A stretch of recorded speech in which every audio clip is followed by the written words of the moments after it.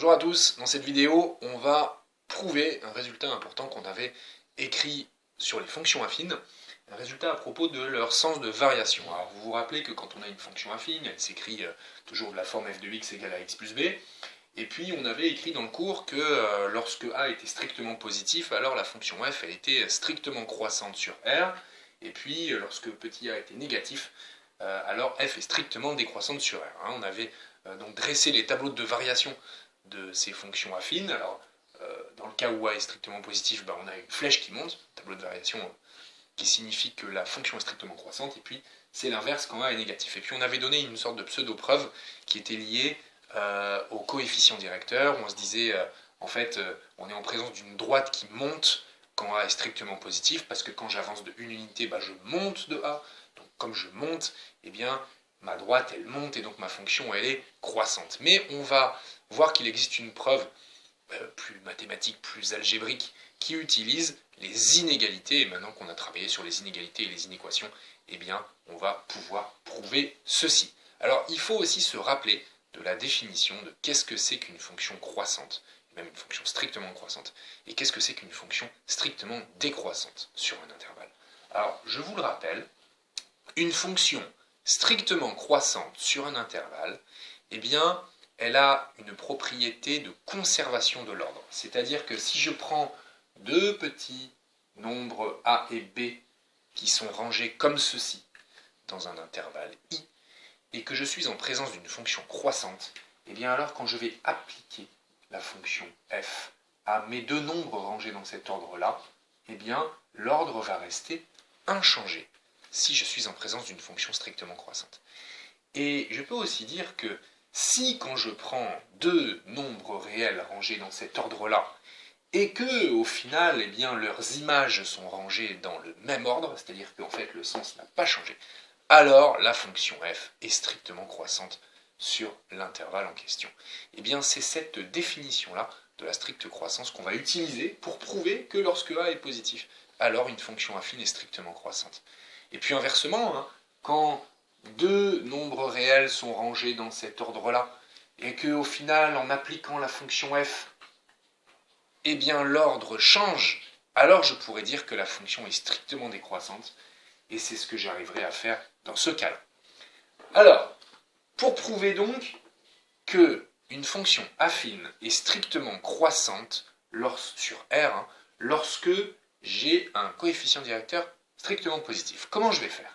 Eh bien, en essayant d'utiliser cette définition, je vais partir de deux nombres réels, quels qu'ils soient, mais attention, rangés dans un certain ordre, et puis au lieu de les appeler A et B, ce qui risquerait de m'embêter un petit peu, parce qu'en fait A et B sont déjà pris dans l'expression de la fonction, je vais plutôt les appeler x1 et x2, ces deux nombres. x1 et x2, et puis ils vont être rangés comme ceci. x1 plus petit que x2. Et donc x1 et x2 sont deux nombres qui sont des nombres réels rangés comme ceci. Si j'ai envie de prouver que la fonction f elle est strictement croissante, alors il faudra qu'à la fin, je réussisse à écrire que f de x1 est plus petit que f de x2. Si j'arrive à faire ça, si j'arrive à passer de là à là, et bien alors, le sens de l'inégalité sera inchangé, ce qui signifiera que la fonction sera bien strictement croissante sur R. Alors on va essayer d'y arriver.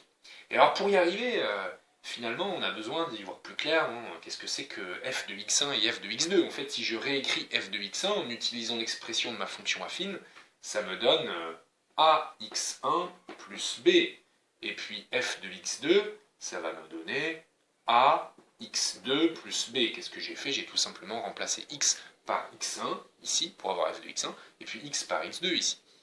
Et puis alors j'y vois un petit peu plus clair dans finalement les étapes qui vont me mener à mon objectif. Moi je pars de ça, et puis je veux obtenir ça. Alors qu'est-ce que je vais faire? Eh bien je vais successivement appliquer des opérations à mon inégalité. Alors la première que je vais faire, eh bien en fait ça va être une multiplication par a, parce que moi mon objectif c'est d'arriver à ça. Alors je vais multiplier par a des deux côtés de mon inégalité. Alors, si je multiplie par a des deux côtés de mon inégalité, rappelez-vous ce que je vous ai dit sur les inégalités, c'est que ce sont des écritures mathématiques, des phrases mathématiques qui méritent beaucoup de rigueur et d'attention. Parce qu'à chaque fois que je fais une opération sur une inégalité, il faut que je vérifie si j'ai le droit de la faire et si cette opération-là implique un changement de sens de l'inégalité ou pas. Alors quand je multiplie par a, comme je suis dans le cas ici où a est positif, alors je ne change pas le sens de mon inégalité. Et donc j'écris la même chose mais en ayant multiplié par a à gauche et à droite, et je garde un symbole strictement inférieur. Alors on voit que j'approche là du résultat. Qu'est-ce qu'il faut que je fasse maintenant? Eh bien, il faut tout simplement que j'ajoute b des deux côtés de l'inégalité. Et quand j'ajoute b des deux côtés de l'inégalité, je fais une opération addition. Et en faisant une opération addition, qu'est-ce qui se passe? Eh bien, je ne change pas le sens de l'inégalité. Et regardez ce que j'obtiens. En fait, j'obtiens ce que je voulais obtenir. C'est-à-dire au final que f de x1 est strictement inférieur à f de x2. Alors je suis parti de deux nombres réels x1 et x2 qui étaient rangés comme ceci. Deux nombres réels tels que x1 était plus petit que x2. Et j'arrive au final à f de x1 qui reste plus petit que f de x2. Donc vous vous rappelez ce petit schéma sur les courbes croissantes, les courbes représentatives de fonctions croissantes. Quand j'ai donc deux nombres x1 et x2 qui sont rangés dans cet ordre-là, et que leurs images sont rangées dans le même ordre, f de x1 reste plus petit que f de x2, ça signifie que sur l'intervalle en question, dans lequel j'ai pioché x1 et x2, alors ma fonction est strictement croissante.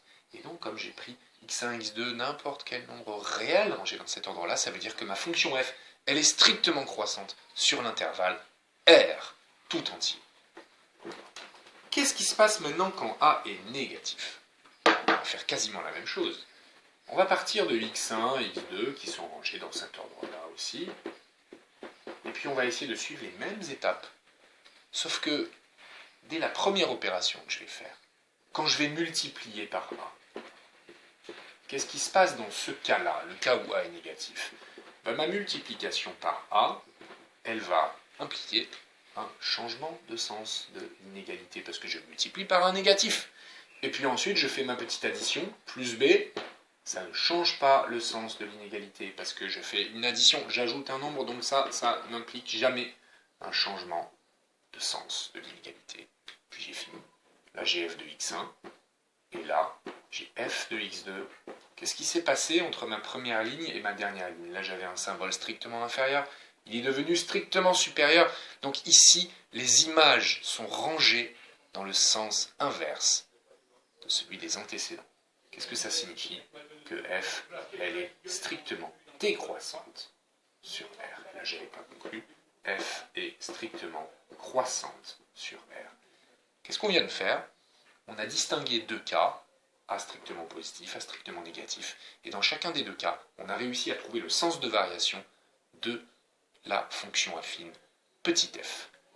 Alors, c'est donc la preuve de cette propriété que vous aviez écrite dans le cours.